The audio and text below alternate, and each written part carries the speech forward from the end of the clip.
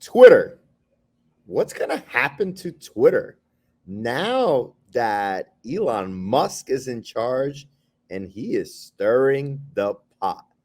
On today's show, we're going to cover all things NFT, crypto, and Elon Musk. What does that mean for Web3? I personally think a lot. Yossi might think not a lot. What do you guys think? Leave a comment below and let us know. And let's get right into it. Welcome to Goats in the Metaverse, my friends. And my friend Jossie, how are you doing today? Jossie's doing well. The Twitter world, people not so well. People got a very rude email, if you ask me, on the way to work today saying, if you're on your way to the office, you should turn around because we're laying off most people and you may be one of them. That was pretty much the message there. We're going to go into more detail about what is happening in the world of Twitter. What does it mean for crypto Twitter? What does it mean for Web3? What does it mean for NFTs? And how does this impact our lives in what we care most about, our shiny little JPEGs? But before we get into that, let's look at our NFT daily floor price. Let's do it. Look at that. Green arrows, everybody. Green arrows. Boom. That is almost an anomaly these days.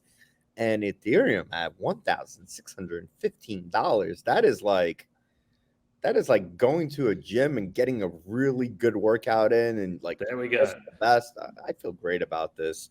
And let's see what's happening in our NFT friends. Is there any green arrows there? There's some. There's some. Mixed bag. Not a lot of movement. VFriends is down. Doodles is down. CloneX hovering around 9 Ethereum. BAYC still at 69 and change. But probably the biggest change that has happened that is not on this chart is with your old friends, Art Gobblers. What happened there, sir?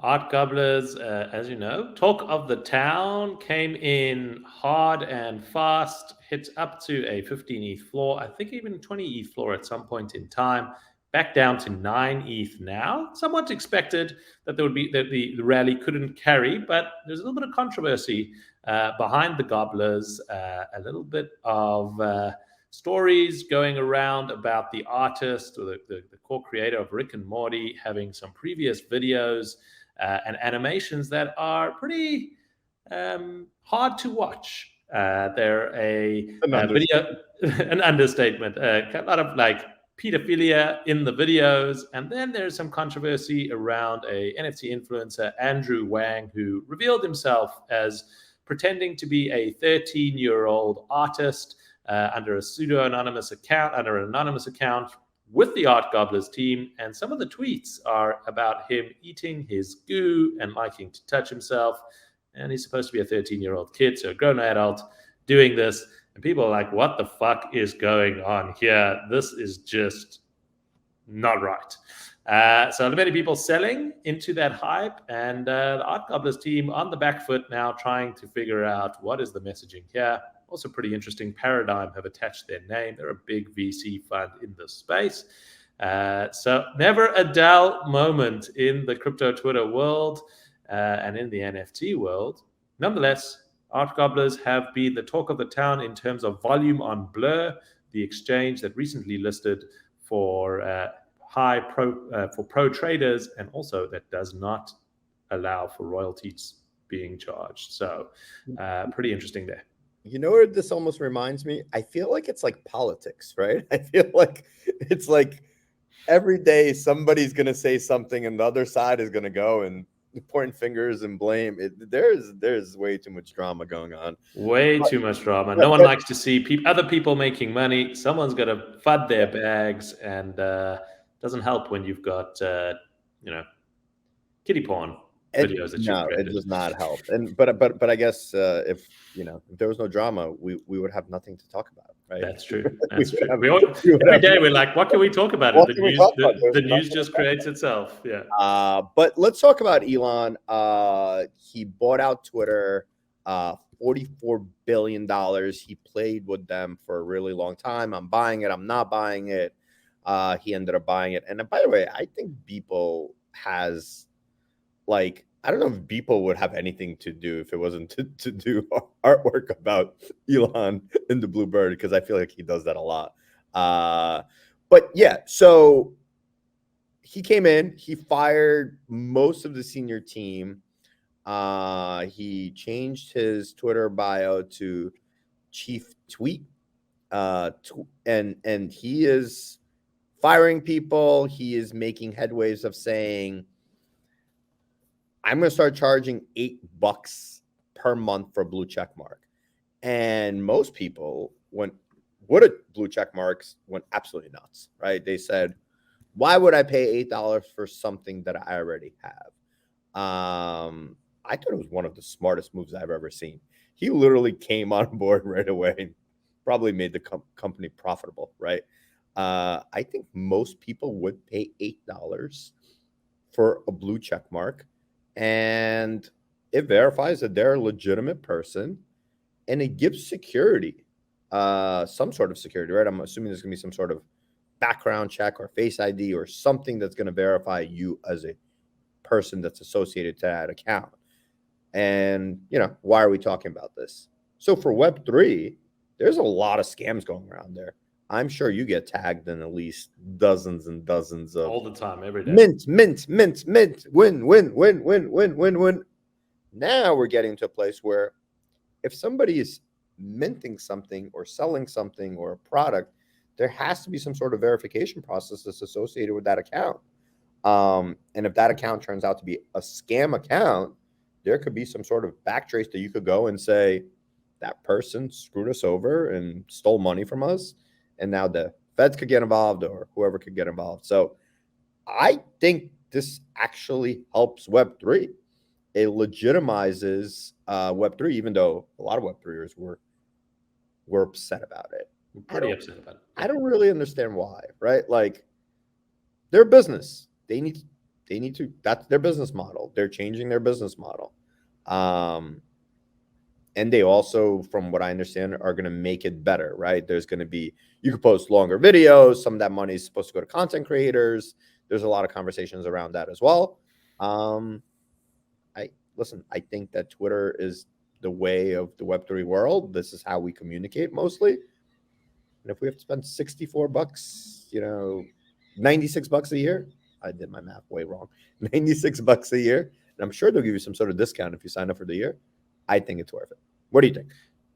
Yeah, so I think that there's a lot of conversations around the $8 check mark brigade and whether that's the right. First, he came out saying it's going to be $20. Then Stephen King kind of tweeted out saying this is ridiculous. They had an argument on Twitter, and then it was like, would you pay $8? And Stephen King said maybe, and then it almost went, okay, it's going to be $8. So we're seeing the inner workings of how Elon Musk also makes decisions here.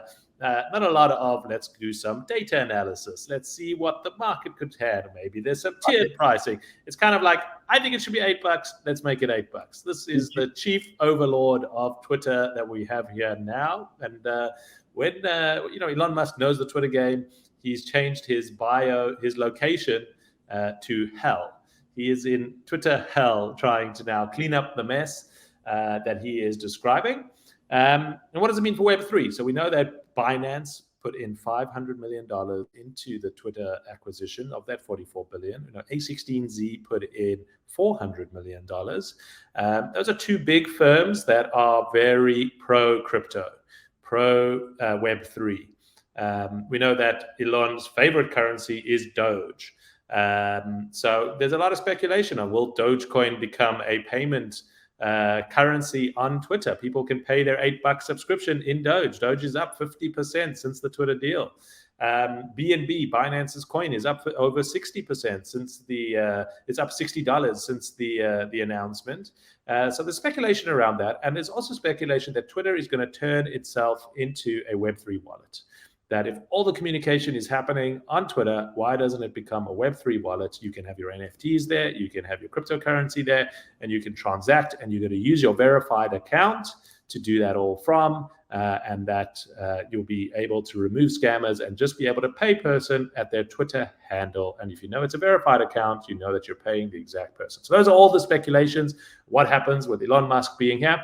Is it great for Web3? Well, I want to remind our friends, when everyone got excited that Elon Musk bought some Bitcoin and put it on the Tesla balance sheet, everyone rejoiced. Everyone was excited. The institutions are here. Tesla's now going to accept Bitcoin. And a few weeks later, it was like, I'm going to sell all of this and fuck the market. So I have a little bit of a grudge to bear with Elon. I don't. And let's Let see it if he fucks Web3 up just because, he changes his mind on a dime, and you never know what he's actually going to do. Well, two things I want to add. One, I think if you ask everybody in Web3 what is like the biggest issue right now with Web3 and what is like Discord, right? Everybody hates Discord, security concerns, whatever, right? He's probably your best bet to fix Discord. He's probably your best bet to take Twitter, add some of those components of Discord, and put it into one platform. So like you said, if there's a wallet associated with it, and now there's a Discord component associated with it, you don't have to leave the platform. You can hang out there. And even if it costs you $8 a month, or he comes out with some sort of cheaper version for non-verified users, I think he's going to be a game changer. And look, we know he hates Zuck. He's going to go compete against Zuck. And I do think that he is a lot more, and we had this conversation on the show many times, he's a lot more in tune with the Web3 community. He is. Like Zuck is not. Like, we have no idea what Zuck is actually. He's in the metaverse. He's building stuff, but he's so far removed. Elon is here on Twitter, right? And I mean, maybe I'm optimistic, but You're a fanboy. I believe he bought this platform to make it as Web3 crypto friendly as possible. Is it going to be Doge? Is it going to be something else? Who the heck knows? But I don't see any other reason, right? Like, I don't see why not, right? Why not onboard as many people as possible? I don't know. Maybe I'm just optimistic.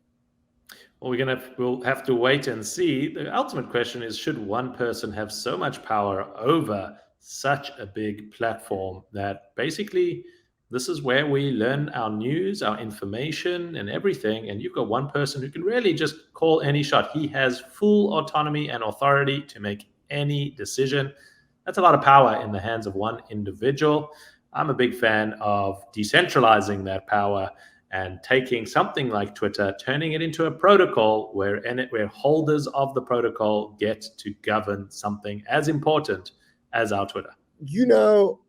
I'm going to say no. I'll tell you why. Because like, there's always going to be somebody unhappy. There's always going to be, like, I feel like there's just, let him make the decision. Let him do it. You don't like it, go to a different platform. You want Stalin? Bring in Stalin. No problem. We'll bring in Stalin. I mean, do you, like, I know we're out of time, but is he not one of the best entrepreneurs ever? Is he like... He may be a great entrepreneur. That does not mean that he should control something as powerful. But you don't have to use it. Internet town square. But if you don't like it, you don't have to use it, right? Like, sure.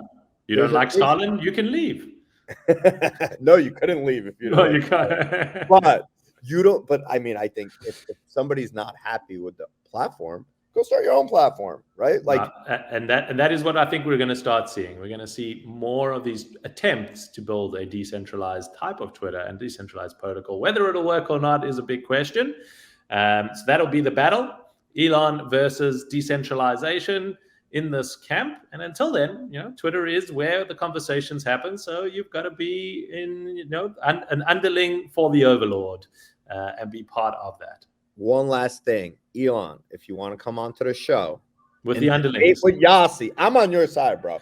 But if you want to come on the show, we're going to tweet this clip out to you. You're more welcome to come talk about it. Come on over. About your plans. Now, wouldn't that be something if Elon comes on our small little show? Like, come on. Crazy things have happened. Come talk to the people, Elon. Let's go. Well, I hope you enjoyed the show. I loved the little back and forth we were doing today. I know I did. Hope everybody has a great weekend. And remember, happy trading, boys and girls. We'll see you guys soon.